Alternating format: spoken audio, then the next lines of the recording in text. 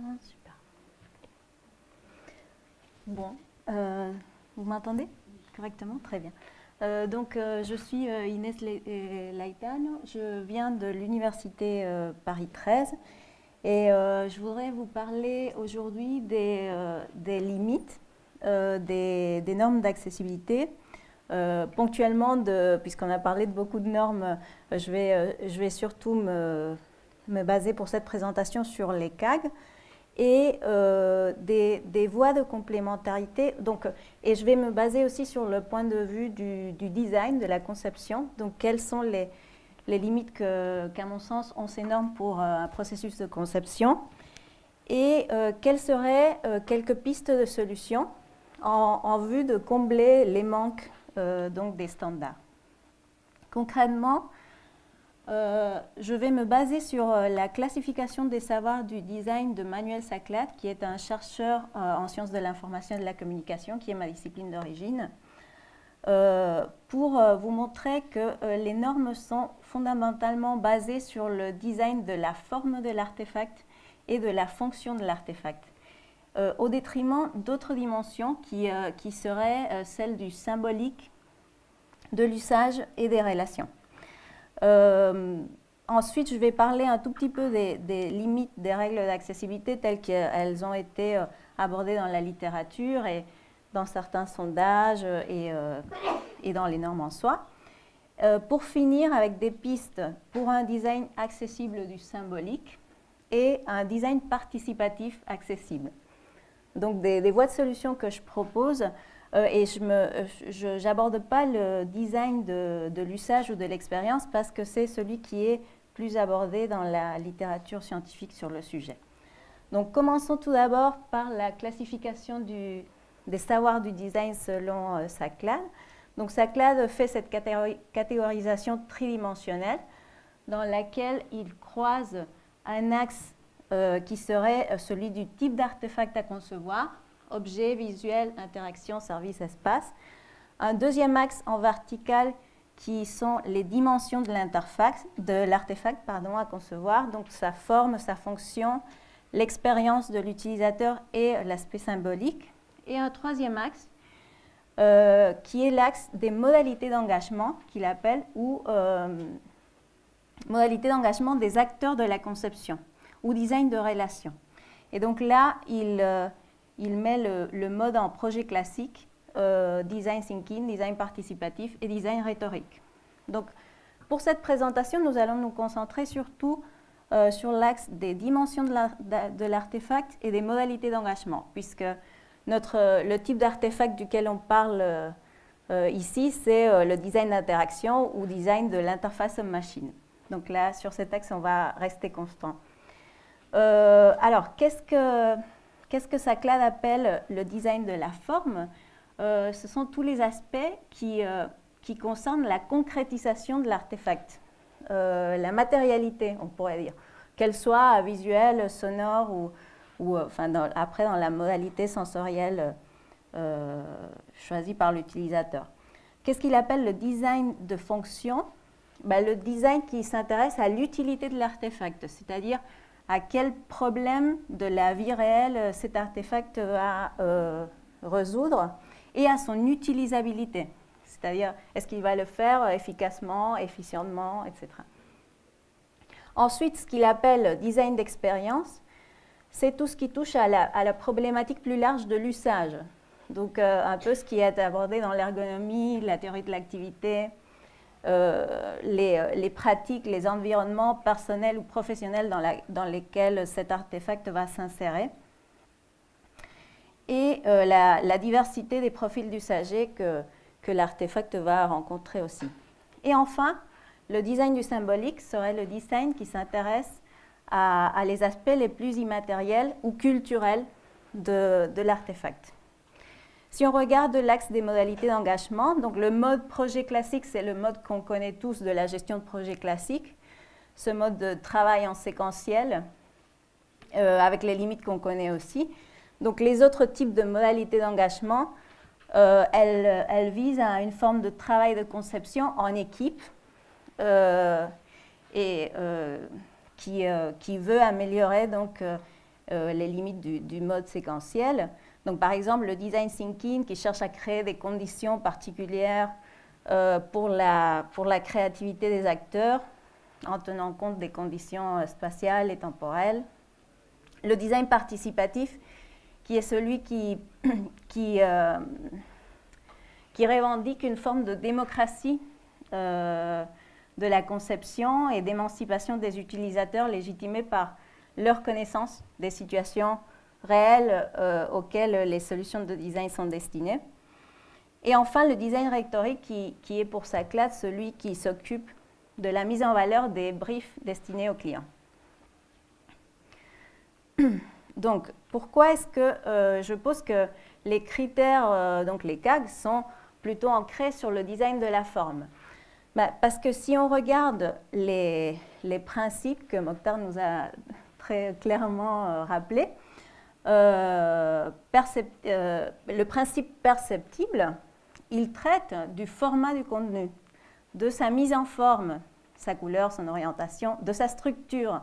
Donc, tous des aspects qui sont reliés à la forme de cette interface, qu'elle soit, encore une fois, visuelle, sonore, mais à sa matérialité uniquement.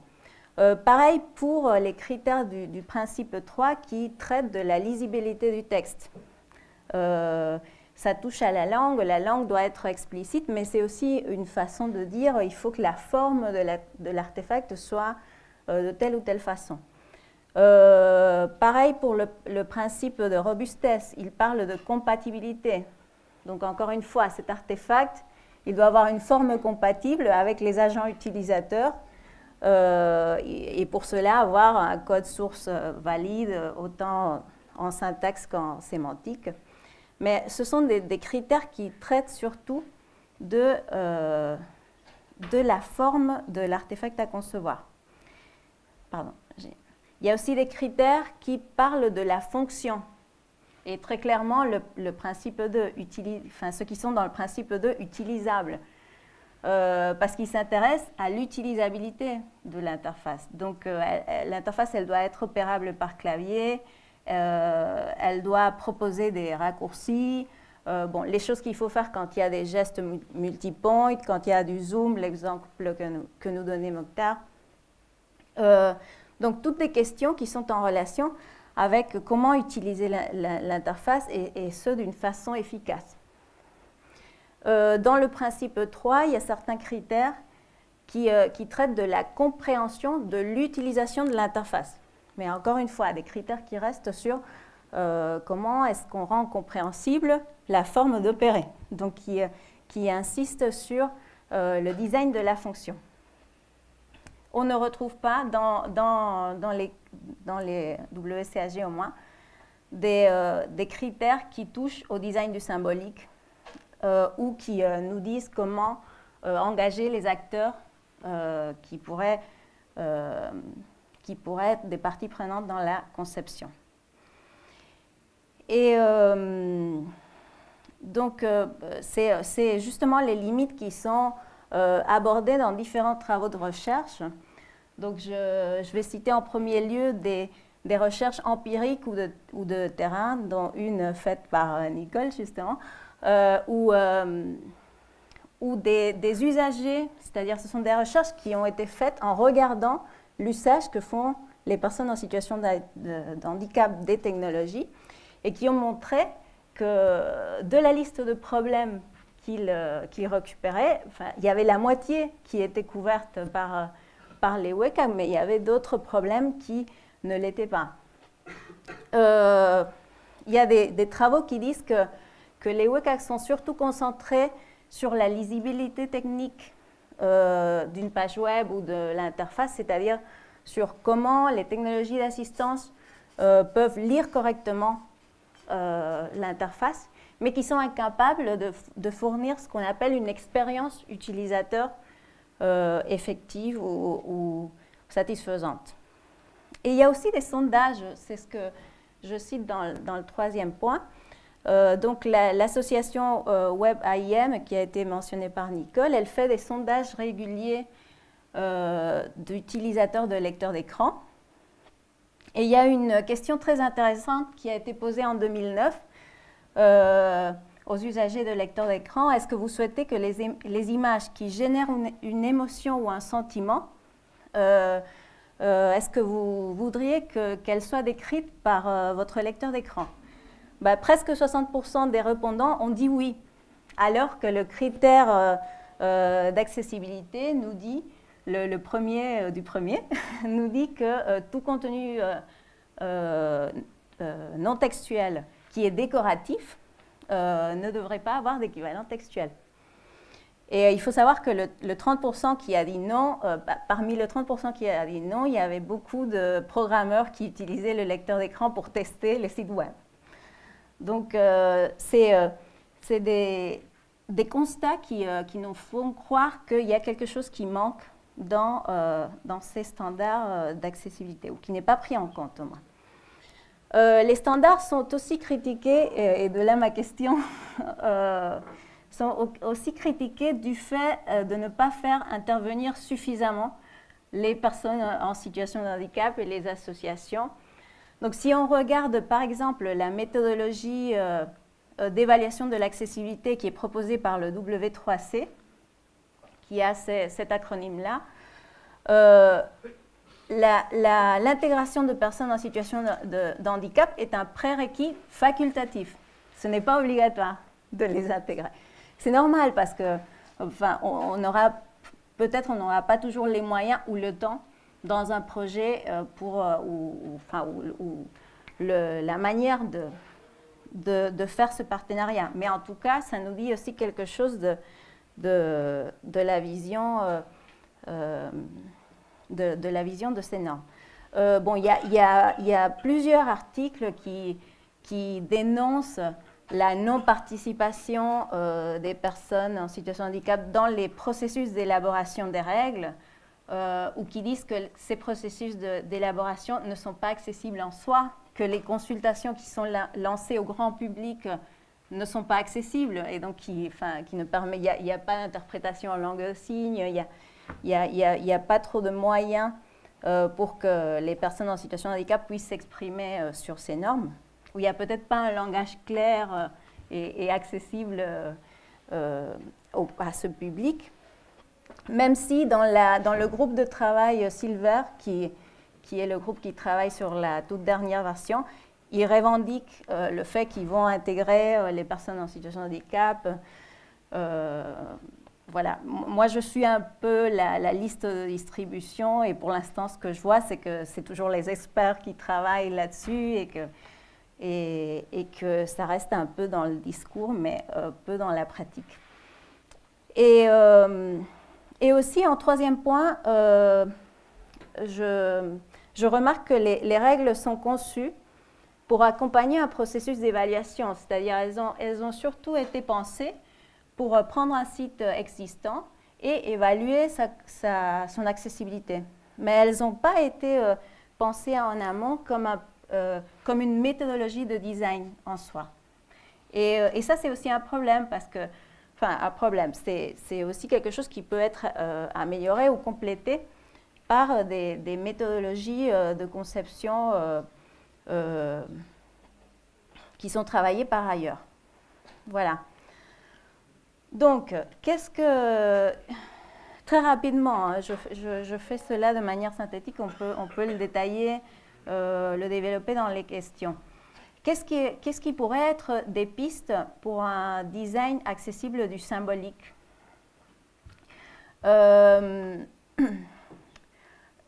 Alors, ces exemples que je vous propose en illustration, ils partent du postulat qu'une interface est aussi un moyen de communication entre un concepteur ou un propriétaire d'un site et les usagers de ce site. Donc, c'est un peu l'approche qui est prise par la discipline de la communication lorsqu'on parle de design d'interface. Et donc, dans ce sens, il y a une finalité communicationnelle du concepteur, c'est-à-dire le concepteur, il vise quelque chose au niveau discursif et envers ses usagers. Et donc, si on prend comme exemple ce billet qui appartient au site de l'assurance maladie, l'assurance maladie serait le propriétaire ou le concepteur du site. Et donc, c'est un billet informatif sur le diabète et sur comment l'éviter. Et on a sur ce billet une photo. Et si on suit au pied de la lettre les règles de la W3C, elle nous dirait que pour cette photo, il faut fournir un équivalent textuel remplissant la même fonction que la photo. Donc, si la photo est informative, on pourrait très bien dire il y a 2 femmes qui roulent en vélo dans la campagne, comme équivalent textuel.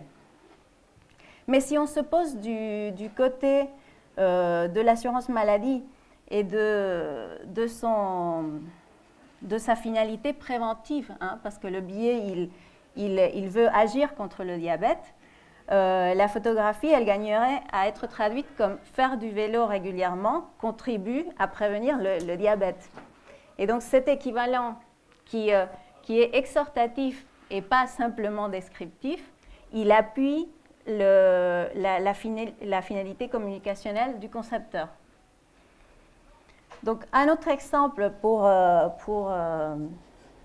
illustrer cette question de la finalité communicationnelle, il y a des chercheurs en communication qui se sont dit les hyperliens, ils peuvent aussi être posés dans certains registres discursifs. C'est-à-dire, il peut y avoir des hyperliens qui incitent à faire des choses, qui invitent le lecteur à faire des choses. Il peut y avoir des hyperliens argumentatifs, c'est-à-dire qui permettent de connecter un argument principal avec des arguments complémentaires dans d'autres documents reliés. Il peut y avoir des hyperliens informatifs, donc qui tout simplement renvoient vers une page comme on pourrait renvoyer vers une définition. Et donc, si on prend en compte ces registres discursifs des hyperliens, on peut améliorer ce qui est dit par les standards sur le texte des hyperliens. Il y a un critère des WCAG qui dit qu'il faut décrire la nature du résultat obtenu par l'activation de l'hyperlien, avec le texte de l'hyperlien. Mais par exemple, cet hyperlien un simulateur, qui est en fait un hyperlien qui nous renvoie vers le simulateur de ses droits à une complémentaire santé, il pourrait être amélioré avec un texte estimé en quelques clics vos droits à une aide pour une complémentaire santé. Et c'est un texte qui donnerait plus envie, qui serait plus incitatif du point de vue de l'intention du concepteur. Bon, on peut faire pareil pour des hyperliens qui ont des finalités argumentatives ou informatives dans le même billet de l'assurance maladie encore. Voilà, ces 2 exemples pour vous illustrer ce qui serait pour moi un design accessible du symbolique. Je vais passer maintenant à ce que j'appelle un design participatif accessible. Donc là, je rejoins un peu... oui, je vais aller très vite. Donc je rejoins un peu ce qui a été dit par Pascal hier lorsqu'on lui a demandé quelle est la voie de construction, à votre sens, d'interface ou de numérique inclusif. Lui, il a dit la co-construction. Donc moi, je suis tout à fait d'accord. Je crois que c'est le design participatif, celui qui intègre les utilisateurs, qui peut donner des résultats vraiment accessibles pour les situations réelles d'usage. Mais je me dis que ce n'est pas... cette manière de concevoir le design, elle est fondée sur le fait que les utilisateurs connaissent mieux que personne les situations réelles dans lesquelles ces solutions de design vont être utilisées. Moi, je me dis que ce n'est pas uniquement les utilisateurs qui connaissent comment ces technologies sont utilisées, mais il y a aussi, par exemple, donc dans le cas de l'accessibilité numérique, il y a aussi les personnes qui assistent les personnes en situation de handicap, qui connaissent parfaitement les besoins, les habitudes et les préférences. Et donc, la famille, les aides-soignantes, toutes les associations, toutes les personnes qui accompagnent sont des parties prenantes dans le processus de conception qu'on ne devrait pas ignorer. Et du côté de l'usage, bon, cette figure appartient à une publication de l'an dernier de laquelle on peut ensuite en parler, mais du côté de la production, il y a aussi pas uniquement les professionnels de la conception, mais aussi les propriétaires du site, les financeurs et ce que j'ai appelé les fournisseurs externes qui sont autant d'acteurs importants dans le processus de co-design. Il y a une deuxième question que je voulais poser par rapport au co-design accessible, mais je vais passer très vite. C'est surtout parce que c'est une question qui est très peu traitée dans les travaux scientifiques qui parlent de co-design accessible. C'est comment trouver le consensus entre tous ces acteurs. Parce qu'il y a des controverses qui peuvent apparaître même entre les usagers d'un même collectif. Vous savez, les personnes malvoyantes, il y en a certaines qui utilisent un lecteur d'écran, il y en a d'autres qui vont utiliser le zoom. Donc, pour celles qui utilisent le zoom, les contrastes de couleurs sont la fonctionnalité essentielle, alors que pour celles qui utilisent le lecteur d'écran, l'important, c'est que le balisage HTML soit bien écrit. Donc, tous ces désaccords qui vont apparaître au moment de la conception, comment est-ce qu'on s'en prend? Est-ce qu'on fait de la démocratie? Quelles sont les solutions? Il y a beaucoup de recherches sur le design participatif qui a été faite là-dessus. Et moi, j'ai récupéré ces deux points parce qu'ils me semblaient les plus intéressants. Donc, tirer parti du potentiel créatif de réunir plusieurs acteurs différents. Donc déjà, le nombre va faire que les solutions soient plus nombreuses et plus créatives. Et identifier toujours des situations gagnant-gagnant. Donc ne pas rester avec la solution préférée par la majorité, mais redoubler les efforts créatifs pour trouver des solutions qui puissent résoudre des problèmes apparemment hétérogènes ou opposés. Voilà. Et à mode de conclusion, 4 idées essentielles que je voudrais vous transmettre aujourd'hui. Donc, une communication numérique pleinement accessible n'est pas, à mon sens, garantie par la seule conformité aux règles de la W3C. Pourquoi? Parce que ces règles sont surtout fondées sur le design de la forme et de la fonction et qu'il y a d'autres dimensions qui, à mon sens, ne sont pas présentes. Que la communicabilité de l'interface, c'est un concept d'une chercheuse brésilienne, sa capacité à signifier et à communiquer l'intention des concepteurs, des propriétaires des sites, devrait devenir un 5e principe d'accessibilité. Et que le design participatif est une alternative au design guidé exclusivement par les standards ou un complément. Et que ces carences des normes en termes de design du symbolique, de l'usage et des relations font appel à des nouvelles recherches. C'est un terrain inexploré en recherche pour des résultats, à des résultats qui seront autant intéressants pour la formation, comme tu disais Nicole, pour les acteurs publics concernés par l'accessibilité et pour les chargés d'élaborer les futures normes d'accessibilité aussi. Voilà, je vous remercie de votre attention.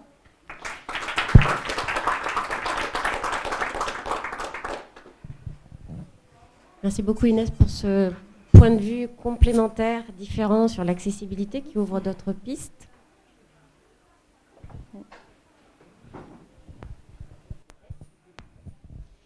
Merci, c'est passionnant, hein, ça nous ouvre des champs de recherche infinis. J'enseigne les arts plastiques à l'université et donc mon temps est essentiellement consacré à regarder des images, montrer des images, éduquer aux images ou apprendre à voir. Et donc évidemment votre démonstration là elle est passionnante. Je pense qu'on est en train de passer en plus d'une société du lire à une société du regarder des images. Donc les enjeux ils sont monumentaux et pas seulement pour les personnes en situation de handicap. Et là-dessus, il y a c'est sans fond. Votre petite image sur le diabète, là, il faut voir qu'elle est en contre-plongée, avec des couleurs qui génèrent un sentiment de sérénité, du bleu, du orange, du jaune. Enfin, On peut écrire 3 pages, on n'a pas besoin de Roland Barthes pour écrire 3 pages sur un tout petit truc. Voilà. Et donc, comment on va s'attaquer à ça? Qu'est-ce que c'est qui va se mettre autour d'une table pour parler de ça? Comment on va passer cette étape-là sur lequel, c'est ce que, je ne sais plus qui disait tout à l'heure, enfin, les gens qui seront en incapacité, enfin qui sont malvoyants, sont isolés, totalement exclus de ce basculement de tous les outils communicationnels au travers d'images. Et on sait que les images, c'est jamais monosémique, que ça bavarde sur des tas de choses qui sont impossibles à décrire en quelques mots, quoi. Oui, je suis tout à fait d'accord sur le fait que les interfaces deviennent de plus en plus imagées, visuelles. Il y a quelque chose de très intéressant qui nous dévoile les normes, qui est que tout ce qui est visuel, on peut le traduire dans une autre modalité. Donc, les normes, elles se fondent sur les transcriptions textuelles. Elles disent tout ce qui est image, il faut avoir un texte qui nous dise la même chose. On pourrait, d'un point de vue plus créatif, on pourrait penser au design sonore. C'est toute une discipline, le design sonore, qui pourrait concevoir des équivalents pour, par exemple, les images qui cherchent à générer une émotion. Donc, si pour moi, voyant, l'émotion, elle est produite par quelque chose de visuel, pourquoi pas, pour la personne non-voyante, qu'elle soit produite par quelque chose de sonore. Donc, il y a déjà cette question de la traduction de modalité qui, pour moi, est une solution. Et sur l'aspect de qui va se mettre autour de la table pour décider quelle est la meilleure traduction, c'est ce que j'essaye de dire avec le design participatif. Je crois qu'il faut que toutes les personnes concernées par le design de cette interface soient mises autour de la table pour trouver l'alternative la plus convenable, la plus adaptée. Merci de votre communication et de l'approche modélisatrice un peu de Manuel Zaclade. Je voudrais juste revenir sur la dernière diapo, enfin l'avant-dernière. Voilà celle-ci. Là. Non, pardon, celle d'après. La conclusion, en fait. Oui. Voilà. Le modèle de Sousa, enfin, je veux dire que quand on est un militant de la sphère sociale, associative, ou des problématiques de santé, etc., on ne peut être que convaincu de la communicabilité de l'interface, au sens de Sousa que vous avez cité. Mais la réalité du monde économique et de l'économie du web et des stratégies de communication dans l'histoire des médias, c'est souvent, et pour ne pas dire forcément, de ne surtout pas donner d'indications sur les intentions du concepteur, celui qui va recevoir le produit, qui est le client, qui est la société du service qui est alloué, etc. Et on voit en plus que c'est en économie du web encore plus compliqué, puisque même quand on affiche une intention, souvent cette intention, elle est masquée par d'autres stratégies qui nous échappent complètement. Je pense par exemple à l'économie électorale. Par exemple, les dernières élections, vous avez cité le Brésil, ou juste avant Trump, et je pourrais en citer bien d'autres dans le monde, où justement on a un double niveau de complexité. C'est-à-dire à la fois de ne pas afficher sa stratégie, et quand on annonce qu'on a une stratégie, c'est souvent pas celle qui est véritablement effective dans la communication audiovisuelle, communication web, communication mass médiatique en général. Alors tout ça pour dire que bon, je pense que si on met au centre l'humain, on peut être que d'accord avec De Souza. Si on regarde ce qui se passe autour de nous, on peut qualifier cette démarche d'utopique, mais l'utopie fait avancer et donne de l'espoir. Oui. Moi, je pense qu'il faudrait plutôt le regarder du point de vue de donner à tous les mêmes possibilités. C'est-à-dire, les interfaces, c'est vrai que cette question de stratégie et intention du concepteur, elle peut être manipulée. Enfin, elle peut servir à manipuler l'utilisateur, finalement. Mais au moins, le projet en ce qui concerne l'accessibilité serait de donner les mêmes possibilités à tous les utilisateurs. Voilà. Si après, c'est vrai, ça peut être utilisé de manière manipulatrice, mais au moins que tout le monde ait accès à ce discours, à cette communication, et qu'il puisse faire avec, voyants ou non-voyants. Oui, mais tout à fait. Qu'on soit égaux dans la manipulation aussi, voilà. C'est ça, oui, justement. Donc on va pas résoudre avec l'accessibilité ce qui est de l'ordre de la manipulation, mais au moins que les opportunités soient les mêmes pour tout le monde, oui. D'être manipulé ou de tomber sur un site non marchand ou dans lequel les intentions ne seraient pas mauvaises envers de l'utilisateur. Non, mais c'est vrai que c'est une vraie question, c'est quelle signification traduit-on? De quoi parle-t-on? Et à l'heure où on est, certains collègues, et beaucoup le disent, dans le web des affects et des émotions, ce que l'on voit beaucoup ces dernières semaines, par exemple, ça pose une question justement de comment se positionner, comment interpréter, quel sens donner à avoir, et peut-on partager la même signification, qui est une vraie question de communication. Oui. Bon, sur ce, je vous propose d'aller à la pause café.